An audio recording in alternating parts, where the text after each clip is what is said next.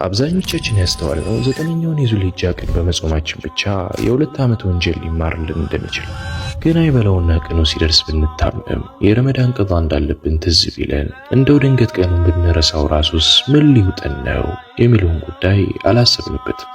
ሴቶች ከሆነን ደግሞ ሐይድ ቢመጣብን የወሊድ ደም ላይ ብንሆን ይህን የመሰለ በዓመት አንድ ጊዜ የሚገኝን ድል ከስር ነው መፍትሄው ምንድን ነው የሚለውን ጥያቄ ከወዲሁ አልተዘጋጀንበትም። በእውነቱ እነዚህ ጥያቄዎች አብዛኞቻችን በጣም የምንሳሳትባቸው አንገብጋቢ ጉዳዮች ናቸው። የእነዚህን ጉዳዮች መፍትሄ ኡስታዞችን ጠይቄ ባገኘሁት ምላሽ መሰረት የማቀርብላችሁ ይሆናል። ከዛ በፊት ግን ወደ ቲክቶክ ጊዜ ለማጥፋት ሳይሆን አንድ ጠቃሚ መልእክትን ፈልጋችሁ የምትመጡ አይነት ሰዎች ከሆናችሁ ፎሎና ላይክ በማድረግ ብቻ ውድ ቤተሰቦቻችንን መቀላቀል ትችላላችሁ። ባረከላሁ ፊኩም።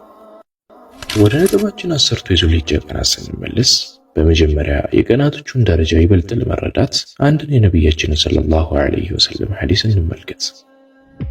ኢብኑ አባስ ረዲየላሁ ዐንሁ ባስተላለፉት ሐዲስ የአላህ መልእክተኛ ሰለላሁ ዐለይሂ ወሰለም እንዲህ ብለዋል፣ ከዙልሂጃ 10ቱ ቀናት የበለጠ አላህ ዘንድ መልካም ሥራዎች ተወዳጅ የሚሆንባቸው ምንም አይነት ቀናት የሉም። ሰሃቦችም ይህን በሰሙ ጊዜ በአላህ መንገድ ላይ ጂሃድ ማድረግም ቢሆን አሏቸው። እሳቸውም አዎ በእነዚህ 10ቱ የዙልሂጃ ቀናት የሚሰራ መልካም ሥራ ከጂሃድም ይበልጣል። ነገር ግን ንብረቱና ሕይወቱን ለጂሃድ ይዞ ወጥቶ ንብረቱን ሕይወቱንም በአላህ መንገድ ላይ ያጣ ሰው ሲቀር አሏቸው። ቡኻሪ ዘግበውታል። እንግዲህ ነቢያችን ሰለላሁ ዐለይሂ ወሰለም እንዲህ ማለታቸው አንደኛ እነዚህ ቀናት ከረመዳን ብሎም ከአሽረል አዋኺር የቀናቱ ክፍለ ጊዜያት በላይ እንደሚበልጡ ያሳየናል። ሁለተኛ እነዚህ ቀናት የሚሰሩ የትኞቹም ቀላል የሚመስሉ መልካም ሥራዎች አላህ ዘንድ ግን ጂሃድ ወጥቶ በሕይወት ከመመለስ በላይ እንደሆኑ ተረድተናል። ወዳጆቼ የእነዚህ ቀናት ደረጃ በዚህ ልክ መሆኑን ተረድተን እጅግ ትላልቅ ዕድሎች መሆናቸውን ተገንዝበን በእነሱ ለመስራት ከእነሱ ለመጠቀም አለመሞከር ከሁሉም ያለ አለመታደል ነውና እንደው ቢያንስ በእነዚህ 8 ጉዳዮች ላይ እንበራታ። 8ኛው ላይ መጀመሪያ ላይ ላልኳቸው አንገብጋቢ ጉዳዮች የኡስታዞቹን መፍትሄ አብረን የምንመለከት ይሆናል። 8ኛውና የመጨረሻው ጉዳይ ላይ ደርሰናል። ይህ እስካሁን ሁላችንም ስንጠብቀው የነበረ ጉዳይ ነው። እንደሚታወቀው በእነዚህ 10ቱ ቀናት ውስጥ ጾም በጣም የተወደደ ነገር ነው። በተለይ ደግሞ 9ኛውን ቀን መጾም ያለፈውን 1 ዓመትና የሚመጣውን 1 ዓመት ወንጀል እንደሚያስምርልን ሁላችንም እናውቃለን።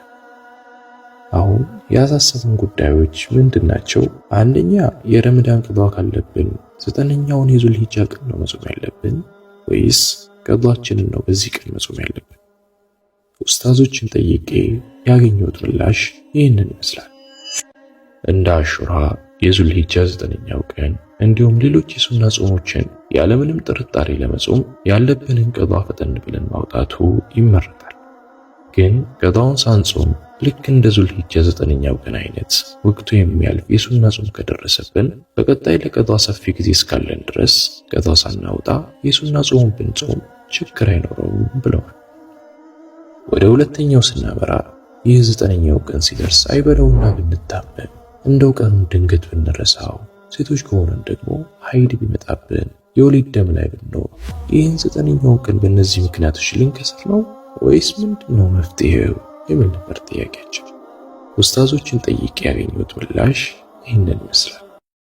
መጀመሪያውኑ ለመጾም ቁርጥ ያለ ንያ ከነበረን ከላይ ባጋጠሙን አይነት ጉዳዮች ወይንም በሌሎች አስገዳጅ ነገሮች ባንጾም አጅሩን አንከስር። ለዚህም ማስረጃ ሆኖ መቅረብ የሚችለው የነቢያችን ሰለላሁ ዐለይሂ ወሰለም ሐዲስ ነው። እሱ ምንድነው? አንድን ኸይር ሥራ አንድ ሰው ለመስራት አስቦ ባይሰራው አጅር ይጻፍለታል የሚል ነው። ሐዲሱ ይቀጥላል። እንዲሁም ሌላ ማስረጃ ሆኖ መቅረብ የሚችለው የኢብኑ ተይሚያ ረሂመሁላህ ንግግር ነው። ይህ የሸሪዓ ሕግ ነው። አንድን ተግባር ለመፈጸም ቁርጠኛ ውሳኔን የወሰነና የሚችለውን ያደረገ ሰው ያንን ተግባር በተከበረው ሰው ደረጃ ነው።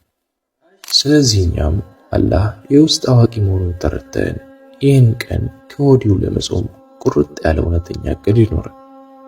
በተረፈ አላህ ለሁላችን ያቀራልን፣ ሸሩን የያዝልን። ከወዲሁ ደግሞ አንድ ሌላ ሰው ሲያነባው አጅር የምታገኙበትን ዚክር ኮሜንት ላይ አጋሩ። ሌሎች የጻፉትንም ዚክሮች በማንበብና በማስተንተን አላህን አስታውሱ። ይህ ቪዲዮ ጠቃሚ ነው ብላችሁ ካስባችሁ ነቢያችን ሰለላሁ ዐለይሂ ወሰለም አንድን ኸይር ነገር ያመላከተ ልክ ያ ያመላከተውን ስራ እንደሰራው ሰው አይነት አጅር እንደምናገኝ ነግረውናልና ለምናውቀው ሙስሊም ሰው ሁሉ ሼር፣ ኮፒ ሊንክ ከማድረግ አንሰናከል። ባረከላሁ ፊኩም።